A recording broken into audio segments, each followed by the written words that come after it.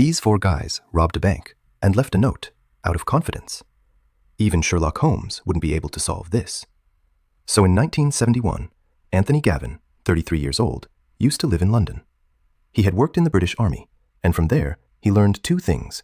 One, discipline, and second, how to properly use explosives.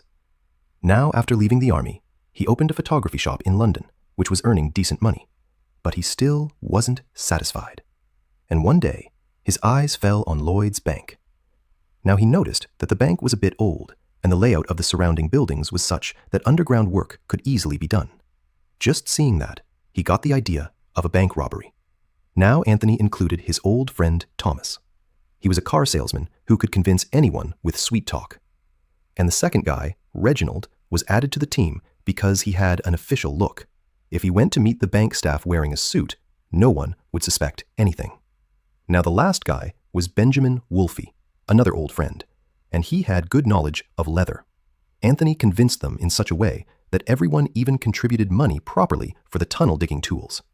Anthony did reconnaissance of the bank and noticed that the security was very tight from the top, but weak from below.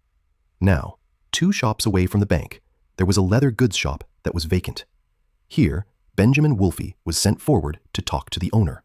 Benjamin told the owner, "We will make and sell old-style shoes in the shop." Now, how would the owner know that they would be selling shoes but taking sizes of the bank locker? Then, for 3 whole weeks, they worked only on weekends, day and night, so that no staff in the bank could feel any vibrations below. They dug a 40-foot-long tunnel that went exactly under the bank locker. Now comes the night of September 11th, 1971. It was Saturday. The bank was closed. Anthony and his team went through the tunnel and reached the bank locker. They started cutting the locker with a gas cutter. There was one more guy added to their team, Robert, who was sitting on the roof of a building outside with a walkie-talkie. His job was to keep watch so that the police wouldn't come. But a local radio operator, who was sitting at home catching radio signals, accidentally got connected to Robert's walkie-talkie, and their conversation started being heard.